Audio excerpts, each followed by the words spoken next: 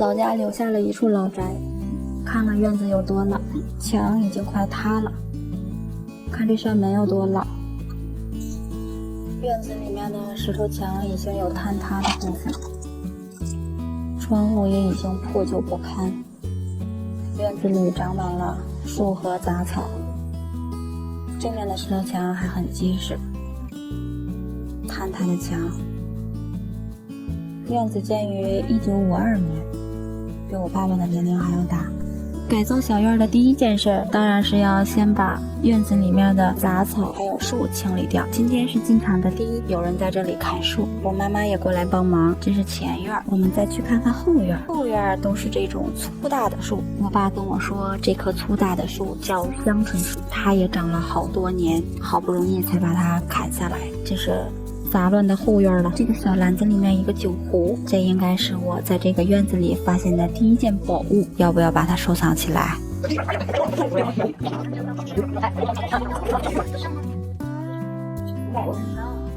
但是太大了，我爸帮我找来的工人把这棵大树切成一段一段的，然后再3、2个人一起把它抬出去。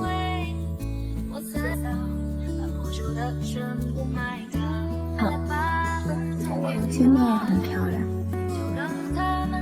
搬运的过程很辛苦，木材只是暂时的离开，以后还是会回来。走了，真的，前院和后院的树已经清理完了，前院还剩2棵柿子树，看看后院在干嘛。几个人拉了几下，然后把边上的换不动了，动作很危险，请用得到。它就不在这块，棚子已经拆掉了。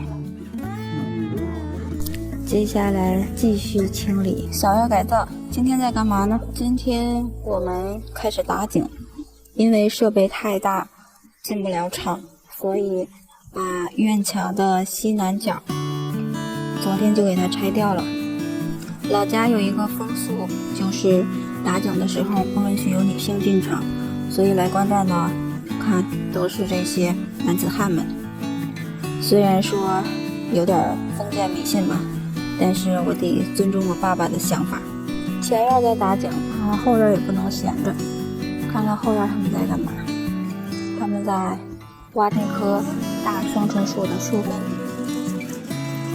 这几天陆陆续续还在下雨，所以后院都是泥，所以他们挖的也有点费劲。好啦，还记得后院那棵大香椿树吗？这个就是它的树根。我爸跟我说，这个树根他以后要用到，他说他要做根雕，它可能会成为一个茶道，也可能会成为其他的东西，这事就交给我爸了。清理完树根以后，我们又把邻居的墙面清理下水泥加固。俗话说，远亲不如近邻，我们得好好相处下去。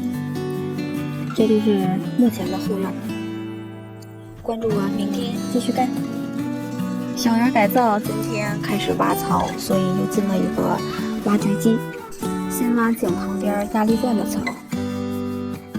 这是发现的第一口大石头，还好很容易就挖出来了。我爸要下去量一下尺寸，这个挺好玩。其实我也想下去的，但是他们不让。不好，又发现了一个这么大块的石头，这石头也太大了吧！鼓秋了半天没上来。1、2、起！1、2、起！完蛋，还没起来，再来一遍啊！1、2、3，嚯！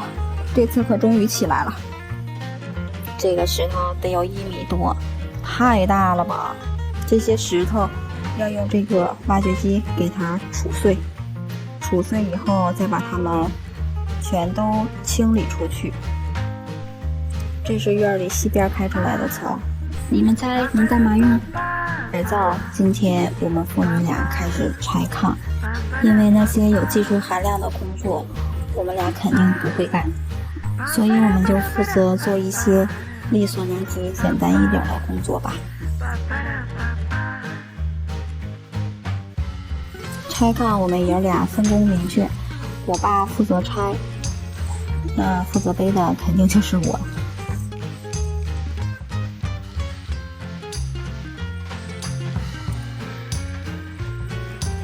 一趟一趟又一趟，给你们看一下最古老的炕是长什么样子的。这是最古老的火炕啊，里面排列整齐的是一些土坯。其实昨天因为房子设计问题，跟我爸有了一点小争论。我以为今天我爸就会不理我了，但是我爸看到我背得很辛苦，真的看不下去了。其实每一个父母都是这样的，即使再生气，儿女遇到困难的时候，还是一样会奉献无私的爱。所以今天要给我爸加个鸡腿，谢谢我亲爱的老爸。炕已经拆得差不多了，跟他们在整理后院的墙。这里以前是那个坍塌的棚子，还记得吗？这就是这面墙最后的成果了，是不是很好看？关注我，明天继续干。后院的渣土正在清理中，因为被雨淋过了，所以都已经混成了泥。清理了2天的泥土。大家都听说我们家在改造小院，热心的村民来我家帮忙出谋划策。这边是用作我的大餐厅，所以我让工人做了石头的渗缝。另外一边我没有做石头的渗缝，因为这一边我要加盖一个卫生间和一个库房，卫生间需要做防水，所以不适合这样的石头渗缝。不知道这样的想法合理不合理？这就是目前后院院墙的成果，他们开始收工了。依然还是拆墙，今天拆的是西面的这一面墙，因为这面墙已经开始变形了，不拆不行呀，还是拆吧。拆完墙以后，这面开始码石牌，码了2个石牌。家里新添一位小成员，他叫小柿子。小柿子跟我一起来监工啦。对于这个空间，原计划只是一个宽敞明亮的大厨房，但是只有2间客房呀，肯定不够住，所以厨房就委屈一下，然后把厨房缩小，再加出来1间客房。这间客房我想做的有一点自己的特色，我想做一间 loft， 但是我爸又要求我 loft 的高度不允许超过正房的高度，那只有2米多，这可怎么办呀？可要难住我了。带造型的烟筒我想把它留下来，所以我让他们给我拆解下来，之后再给它进行1:1复原。然后就又是拆墙的工作了，这次拆的是东面这一面墙，其实最早应该拆的就是这面墙了。看邻居那边也有一棵柿子树哎，他们那边倒塌的更是严重了。拆完墙以后，看满院子都是石头。经过3、4天的赶工，这道墙已经垒完了，是不是跟后院的墙一样好看？我爸给我找过来一个轮胎，你们猜这个轮胎能干嘛用呢？偷偷的告诉你们，我爸的头发给剪掉了，你们发现了吗？上一集的大轮胎，它在这里出现了。这里我给它做了一个圆形的造型，它是这个房间的窗户，是不是就有点那个感觉啦？还记得前2集的时候说这个 loft 的高度的问题，经过多方的思考和大家参与意见，最后决定解决方案就是做成下沉式的 loft， 这样的话不管多高都能够满足啦。接下来转战到另外一个角落，东边的这个房间，我要给它延伸出来到这棵柿子树下，延伸出来这个部分做成落地窗，这样我们在落地窗下看着窗外的柿子树，晒着太阳，喝着茶，是不是感觉也很好呀？石盘已经码好了，接下来的工作，满院子的渣土、石头清理出去，当然是清理院子里面的渣土了。今天来了一个小伙伴，帮我一起来干活。好多石头被埋在了土里，要把它们挖出来，然后再垒墙用。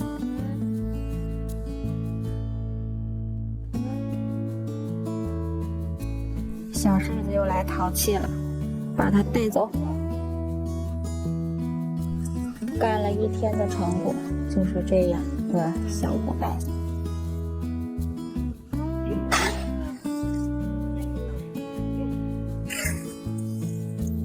又得用到大锤了啊！3两下，一块大石头就变成了几块小石头，这样垒墙用最好。动作危险，请勿模仿。暂时用不到的石头都拉走。关注我，明天继续干。改造小院，看看今天在干嘛。当然还是继续清理这里的渣土了。小柿子很粘人，我们在哪儿，它就跟着我在哪儿。嘿，宝贝，虽然你很粘人，但是我真的很喜欢你啊。我爸说，还是先清理门口的这些渣土吧。这些渣土都是打井的时候遗留下来的渣土，可以铺路用。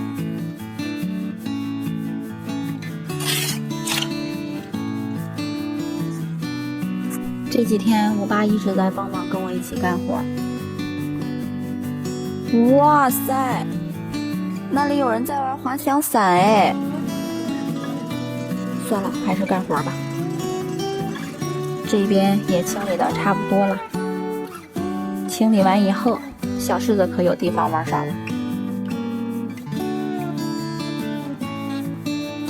接下来明天清理这边，宝妈也来了，队伍越来越强大。最后一车推出去，这一块清理完毕，转战下一场。又来了第3位热心村民来帮忙，村民实在太热情了，从日出干到了日落。最后一车拉出去，这个院就清理完毕了。清理完之后，院子里面宽敞又明亮。看见那个烟囱了没？已经给我修好了。今天是瓦工进场，刚一进场就开始用这家伙，开始垒墙。哎呀，还有一件事忘了，卫生间的门还没有开，这边要给卫生间扒一个门，差点把门忘了，那不就搞笑了吗？现场表演凿壁解构。这里有一面墙，有个造型，卫生间的门扒开了，差一点就搞笑了。后院里差不多，去前院。前院也开始准备，负责监工的小柿子又上线了。前院的厨房和 loft 房间基本垒差不多了，最后的高度，我已经尽力了，只能到这里了。列单子，准备去订钢筋，跟我爸来看看钢筋。明天准备绑钢筋。今天所有的工作都是为明天给顶子做混凝土做准备。先把横梁焊上去，咱们去后院看看。嚯，我的天，这是那一面造型的墙，可是这个顶子的高度这么矮，谁能进得来？因为这个顶子高度的问题，跟我爸吵了一架，但是我也没有定过他。其实本来应该是把这个老房檐切掉一部分再做，但是我爸不管怎样就是不同意。看铺完黑板以后，这后边还能待吗？还行，还知道留了个天窗，但是有点太小了。这边也留了一个，但是我都没有同意。打电话告诉我这里留了一个小天窗，我说这个位置不太合理，看不见天上的星星。最后决定改在这里了。这次我爸没生气，但是把木工给气跑了。因为后面厨房高度的问题，还有天窗的问题，我们俩争吵了很多次，但是也没有妨碍他爱我。我只是想把小院做得更舒适一些，有的地方他觉得我在胡闹。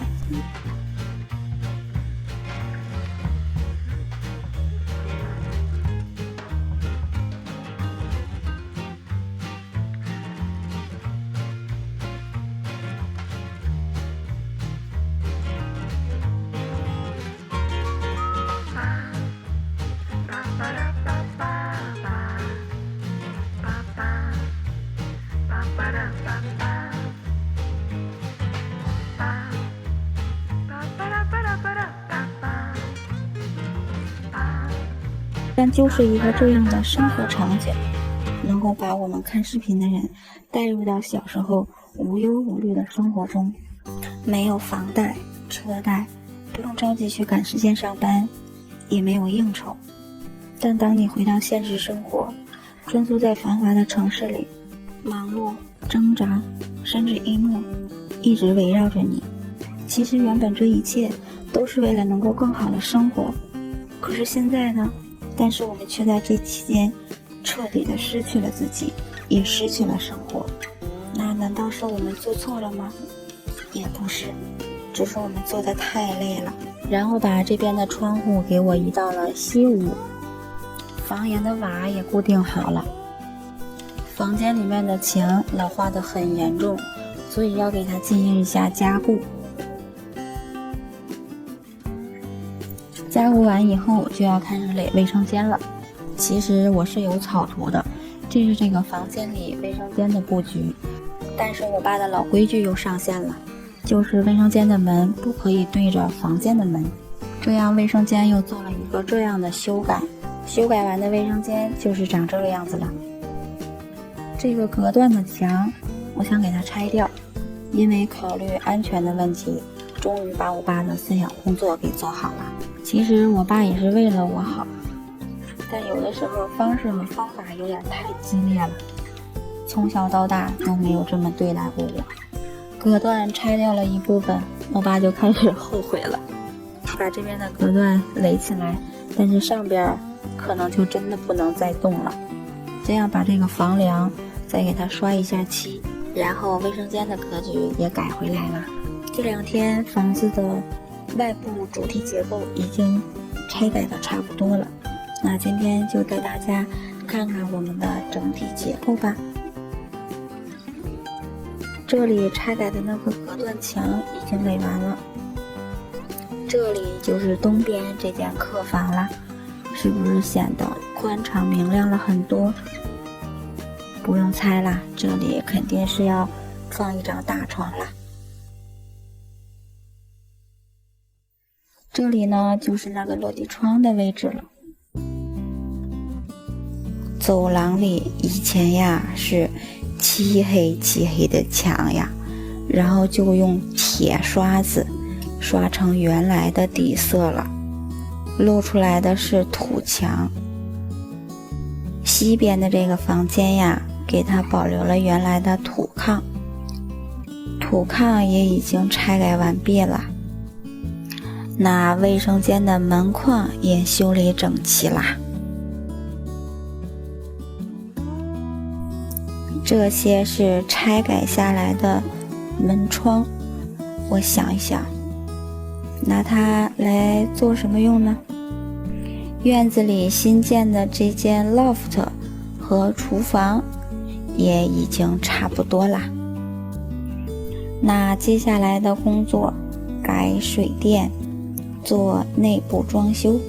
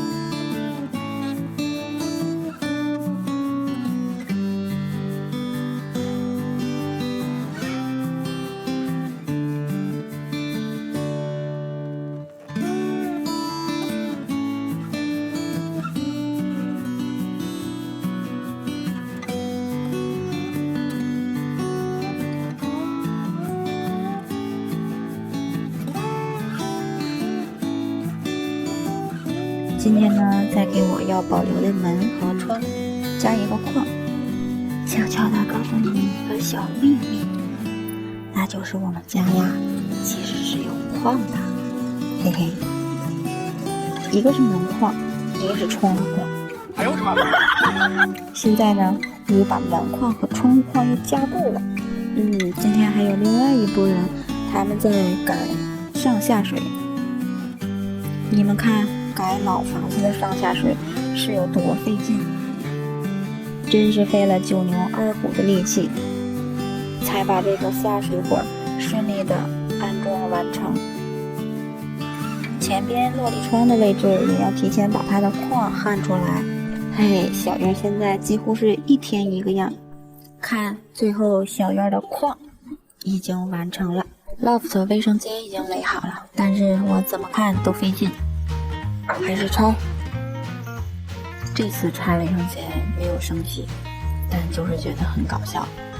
一个人拆不行，我也得过来帮忙一起拆。好好的一个卫生间，现在变成了一堆砖头。接下来我要用这个工具砍砖，把砖上的水泥给它砍下来，这样砖还能继续用。嘿，我真是个勤俭持家的好孩子。说说为什么这个卫生间拆的比较搞笑吧。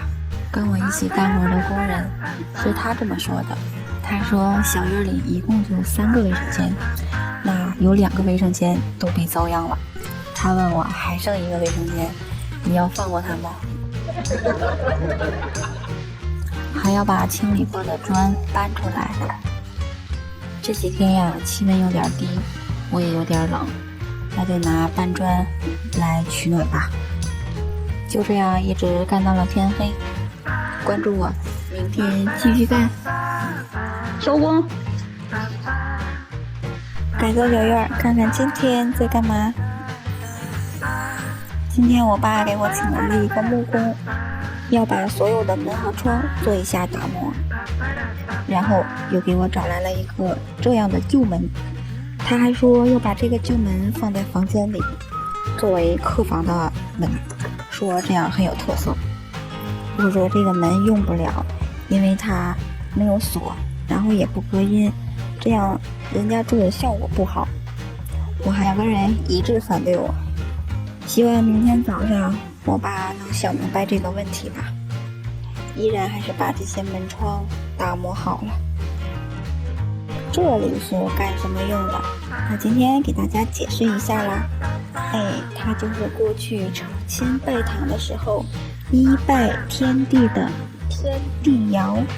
这下明白了吧？今天我可终于对后院下手了。对于餐厅高度不够的问题，当然还是要用老办法啦。我们要把它做成下沉式的餐厅，所以又请来了我的小伙伴来帮我干活啦。其实最开始的时候，我妈是不太支持我让我的小伙伴来帮我干活的，她怕我这样太麻烦人家，还欠着人家的人情，以后不知道怎么去还。但是我跟她的想法就不太一样了。我觉得人情呀也是需要礼尚往来的，你们说对吗？那朋友之间就是要互相帮忙、互相帮助的呀。那如果连这一份礼尚往来的情谊都没有了，那又跟陌生人有什么区别呢？并且我自认为我并不是一个只会索取的朋友，我也会为我的朋友去付出，去给他们帮忙，所以才会有人来喜欢给我帮忙干活啦。当今这个社会，情谊才是最珍贵的。后来我妈也同意了我的看法，经过2天的努力，已经挖完了。接下来给它加固，其实很简单，就是把它用红砖进行一下加固，再浇上水泥。这能不能叫水泥浇筑呀？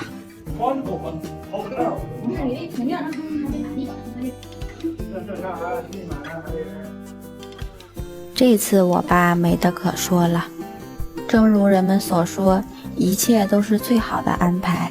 如果说不是我爸把后面给我做的这么低，我也不会做这个下沉式的餐厅。看看效果还是不错的。气温越来越低了，屋顶都已经开始有结冰的地方。实在太冷了，还是继续搬砖来取暖吧。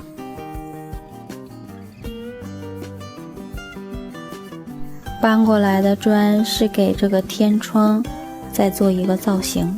今天呀，打地平。从改造小院到现在，我竟然觉得磨水泥的声音是最动听的。其实呀，从计划改造小院的时候，我就一直在思考一个问题，那就是如何生活。因为生命是非常短暂的，并且我们又不能将它重来。那在这个短暂的人生里，我们一定要让它活得有意义。那如何才能叫活得有意义呢？这个问题我也想了很久。那应该是活得快乐。那快乐又是什么呢？只是简简单单的开心吗？那也不是。我觉得它应该是从内心的一种踏实和平淡，你才能从中得到快乐。改造小院的途中，有争论，有成长，更多的是收获。那这就是我想要寻找的那一份快乐。希望看见视频的你也能够得到同样的快乐。那接下来我是先做地暖呢，还是先来感受一下这里的温度吧。看看桶里已经结了这么厚的冰，但是还得干呀。今天我们改电。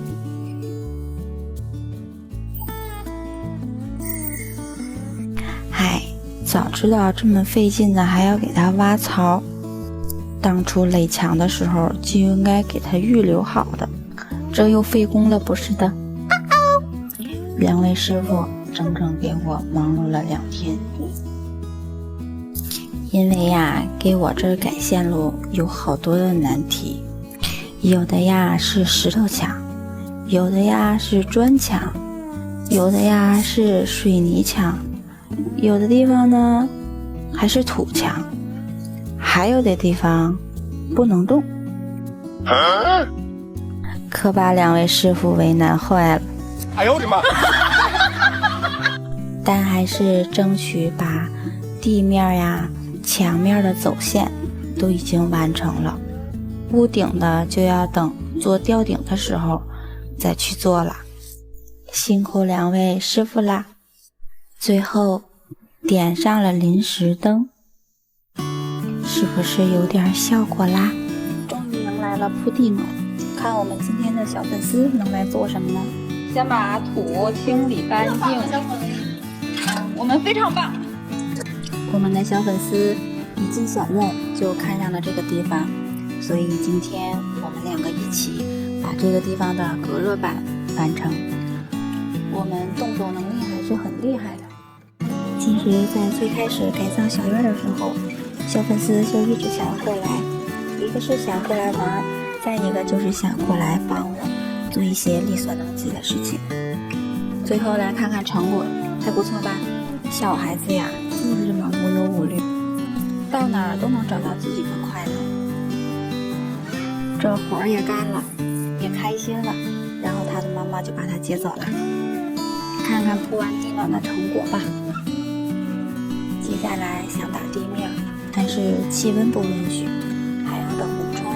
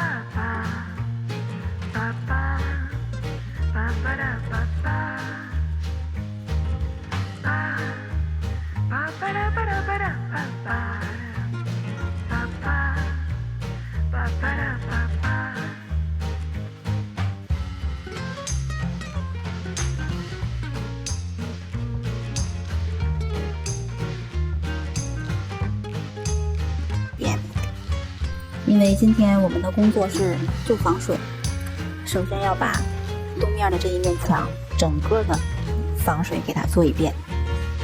因为我们邻居这一家呀，暂时还没有拆改的迹象。进到这个院子呢，就又让我想起了刚刚进入小院的时候。后边的屋顶当然也要做防水了，所以我是飞檐走壁过来的，你们信吗？这里就是我留的那一个大天窗了，这里的防水一定要给它做好，整个屋顶的防水也要做全面。我爸过来检查防水工作了，其实呀，他也不太懂。但是这里的防水是给我防了个寂寞吗？看看，我去屋顶透个气。不追不赶，慢慢走回家，就这样虚度着年华，没牵挂，只有晚风轻抚着脸颊。这是最平凡的一天啊，不追不赶，慢慢走回家，就这样虚度着年华，没牵挂，只有晚风轻抚着脸颊。这是最平凡的一天啊，你也不追不赶，慢慢走回家，就这样虚度着年华，没牵挂，只有晚风轻抚着脸颊。这是最平凡的一天啊，你也想念吗？不追不赶，慢慢走回家。今天是要做这个栅栏的收尾工作。不追不赶，慢慢走回家，就这样虚度。这是什么造型？乌龟壳造型。短长，长度无所谓。然后它有一个落差感。啥别说了，这是最好的效果。他认为好的都是最好的，是吧？对。走回家，就这样虚度着年华，没牵挂，只有晚风轻抚着脸颊。好看。这是最平凡的一天啊！今天要处理的是这一片，把它做成一个平台，期待我们改造后的效果吧。就这样虚度着年华，没牵挂，只有晚风轻抚着脸颊。这是最平凡的一天啊，你也想念吗？不追不赶，慢慢走回家，就这样虚度着年华，没牵挂，只有晚风轻抚着脸颊。这是最平凡的一天啊，你也想念吗？不追不赶，慢慢走回家，就这样虚度着年华，没牵挂，只有晚风轻抚着脸颊。改造小院，看完今天在干嘛？当然还是要继续昨天的工作啦。不追不赶，慢慢走回家，就这样虚度着。灯光已经准备就绪了，啥都能干。只有晚风轻抚着脸颊，这是最平凡的一天啊，你也想念吗？今天天就先干到这儿吧。小哥，就这样虚度着年华，没牵挂，只有晚风轻拂着脸颊。这是最平凡的一天啊，你也想念吗？不追不赶，慢慢回家。看似简单的工作，可是却让我们做了整整2天，晚上还要加了个班。这就是我们平凡的一天呀，简单快乐。就这样虚度着年华，没牵挂，只有晚风轻拂着脸颊。这是最平凡的一天啊。今天我爸趁我不在家，偷偷的安排工人来垒这个台阶了。对于这个台阶，好像又有一个古老的说法，就是台阶的步数必须得是奇数，不能是偶数。你们听说过这个说法吗？并且这次这个台阶全交给我爸，由他来设计，然后由他来完成，把以前的老台阶全部都拆除掉，然后再给它分开一下，加宽加固。我爸说我们的师傅因为这个台阶的问题，昨天晚上他没有睡好觉，一直在想这个台阶应该怎么去完成呢？不过还好，全程都有我爸监督指导。这是这个台阶初步成型的样子，进行水泥勾缝，勾缝完成，它就完成了。然后又把圆形的窗户做了一个框，这个造型也是我爸设计的。你们能看出来它像什么吗？敢做小愿望，看看今天在干嘛？今天我们准备铺涌路，现在是挖这条涌路的排水沟。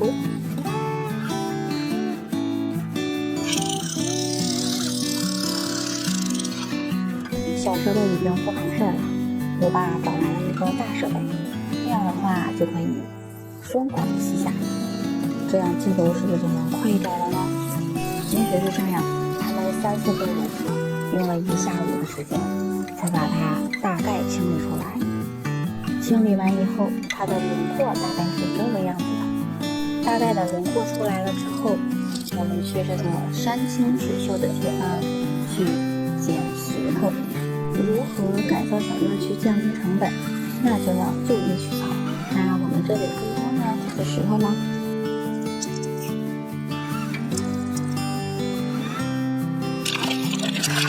淘宝会。石头捡的差不多了，那我们就回家去铺路吧。很期待这条涌路会成什么样子呢？感谢关注，请从鸡鸡蛋。喝着。今天当然是要铺涌路啦。为了这条涌路，我们也准备了好长时间。因为现在室外温度的原因，让我们不能使用混凝土或者是水泥浇筑来完成这条涌路了，所以我们用了新方法。这个新方法呀，就是很费手。等这条涌路铺完的时候，我的手已经废掉了。涌路现在是初步成型的样子，错落有致的大石头旁边镶嵌着一些小一些的石子。这些大石头也是我爸从山里辛辛苦苦找回来的呢。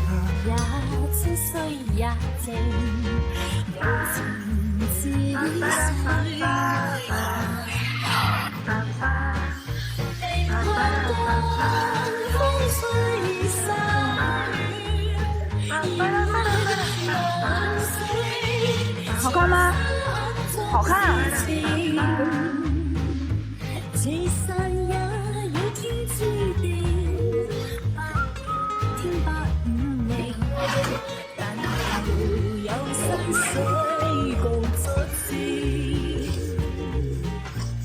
今天呀，我们可终于对这个大门口下手了哦。原来的这个大门口啊，经过时间的洗礼，还有有最近施工的过程，把这个大门口已经踩得破烂不堪了，已经看不到它原来什么面目了。那我们就把它进行一下改造吧。老爸一直强调，大门口的台阶一定要做得大气，因为它代表小院的门面。那就看到视频的最后，看看我们做的台阶够不够大气吧。最近啊，因为疫情的原因，还有冰冷的天气，让我的工期在无限期的延长。大家不要着急，其实我比你们更着急的，因为现在所有的物流呀、快递呀，基本上一提到天津，就告诉我不能发货。那我们就再等等吧。看，现在就是小院门口改造后的样子了。我爸跟我说，这里面有一个台阶是汉白玉做的哦，但是门口抹水泥这块儿怎么办呢？今天我们刮大白，话不多说，我们直接看效果吧，保证亮堂堂。先看保留火炕的细物吧，好亮。然后是石头床的这个东西，你们以为这就完事儿了吗？那当然不是了，还要再给它加一层，这叫什么？你们猜一下。搅拌完的效果是这个样子的，抹上墙的效果又是这个样子的。最喜欢的地方，你们喜欢吗？在这里可以看到蓝蓝的天空哦，但是我觉得它还有再升级的空间。你们说它还需要再做升级吗？终于按耐不住对这个天窗下手了。本来呢是想请一个专业的画画的人来帮我画一下蓝天和云朵，但是我发现了一个更简单的方法，那我们就按照这个简单的方法开造吧。首先呢，要用蓝色的自喷漆给它进行一下打底，这就是蓝蓝的天空啦。试验一下，最后刮完第二遍腻子的成果就是这个样子了。接下来的工作还是继续打扫卫生。今天小院迎来了一场大雪，刚好给我的火炕准备的电磁板也到了，那我们今天就先把它安装起来吧。先把它平铺在炕板上，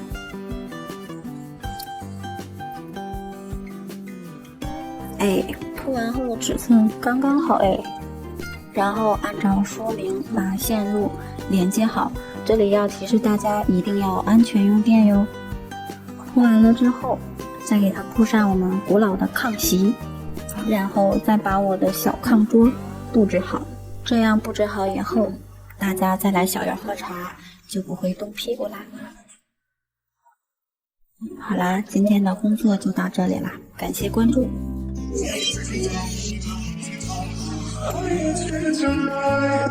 改造小院，还记得我那间 loft 吗？后来它变成了这个样子，还有这个样子。本来计划的是上面是睡觉的，下面呢是休息区，很显然并没有达到我们预期的效果，所以现在趁我小弟还在家，我们继续再改造它吧。先把上面的木板卸下来，然后再用专业的工具把之前焊上去的钢架再给它拆下来。春节期间你们都能放烟花吗？我们这里可以看大呲花。差不多鼓捣了一天才把这里拆除完毕，步行梯也给它拆除下来。改造的乐趣就是忘记时间，看他们天都快黑了还没有复工的意思。接下来会改造成什么样子呢？之前的 loft 大家也看到了，并没有达到我们预期的效果，所以我们把它拆掉了。拆除完成之后，我们又给它进行一下改造。经过我们再一次的设计和改造，最终它变成了这个样子。接下来的时间等待木地板，给它铺成木地板。因为空间狭小，所以我要给它设计出一个不一样的地方。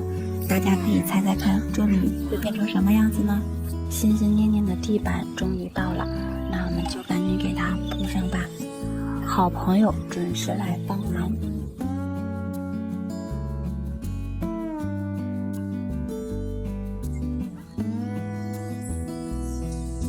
铺到这里的时候，好朋友有事先走了，接下来就要靠自己了。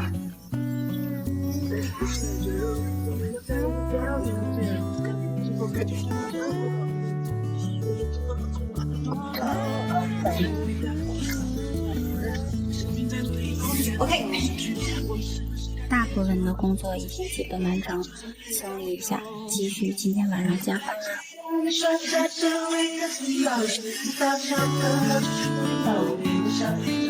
哎呀，最后一块，不是，又加气了。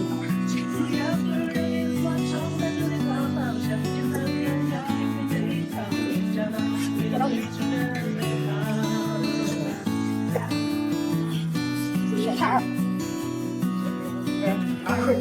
还有点大，这整那儿都不疼。不是。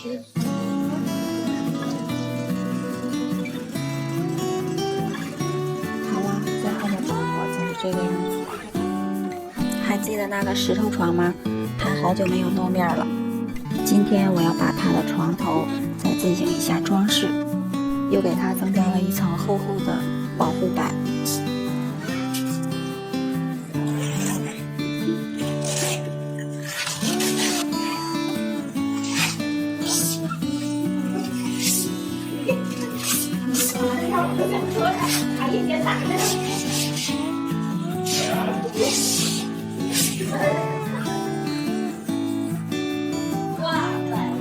然后我妈我们两个又做了一些小手工，作为床头的小摆件。这些小手工的原材料都来自于我们的大山，不过它们都承载着我们的一些心意。成功了，给大家展示一下最后的成果吧。小秋千、小椅子、小梯子、小栅栏、小桥流水，还有一个小房子，再给它打上灯光，效果就是这个样子啦。爸爸的幸福让你看见，温暖的是不在他心里面，有空就多多握握他的手，把手牵着一起梦游。听妈妈的话，别让他受伤，想乖乖长大，才能保护他。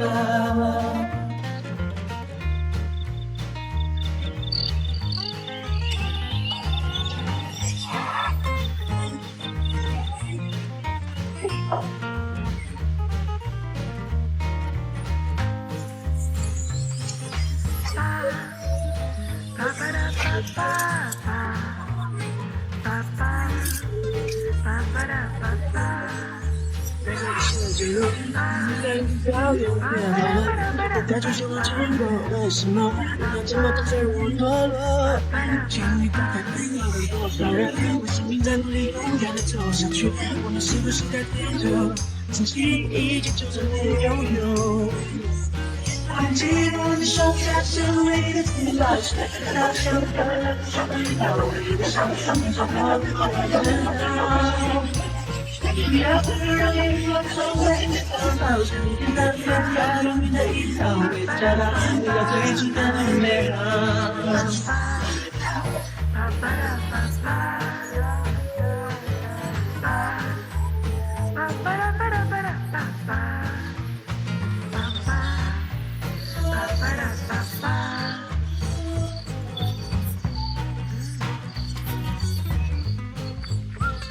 为了承诺，容易就想放弃，就像不舍得。未来这种项目根本不就得了？为自己的眼睛先放上，前方还就是喜欢的脸上。来个吧，有什么意义？自己快乐快乐，不是这种意义。改造小院已经接近了尾声，接下来的时间大多数就是家具和家居。今天呢，就是我妈我们两个人一起组装几组桌椅。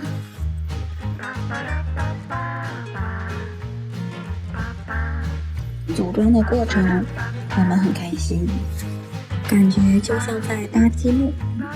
因为小的时候家里并没有那么富裕，所以小的时候也没有那么多的玩具，更别说积木了。如果那个时候能有个七巧板，我就觉得很开心很开心了。那今天组装的这些桌椅就相当于弥补我小时候的遗憾啦，就是不知道这样的桌椅它能不能够结实。很明显它的工具不太结实，改造小院圆了我一个小院的梦，也弥补了我很多的遗憾。我觉得这个才是我改造小院真正的意义和价值。拼装完成，让我们来讲两句。还说啊，刚那不算。哥哥。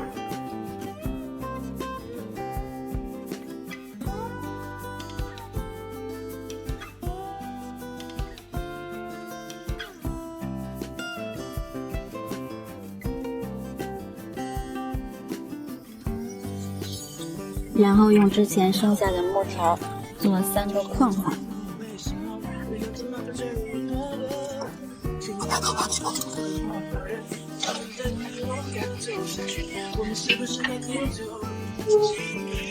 嗨。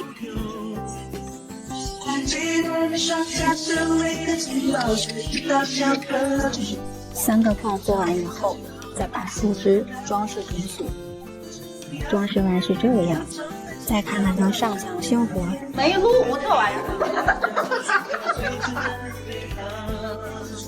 大家给我的作品打个分吧。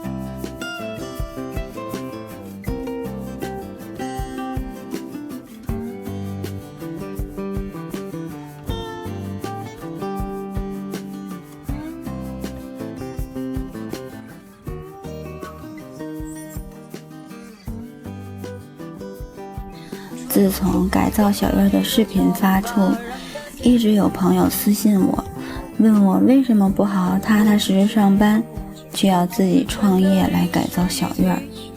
我们当代中年人的压力越来越大，车贷、房贷、孩子教育、父母养老，这些种种都由我们在承担。做个普普通通上班族，又加上疫情的影响，是不是有很多人已经吃不消？有丈夫可依靠的都是幸运的，那又能有几个？所以让我们女人必须学会独立。思前想后，我就有了想要自己创业的想法。至于为什么要改造小院来创业，首先可以在父母身边，虽然照顾不了多少，但只要在父母身边，他们就是开心的。改造小院可以收获快乐，也许还可以收获生活。我想要抓住这个机会。还有生活在这样一个优美无压力的环境，是不是也有很多人的向往？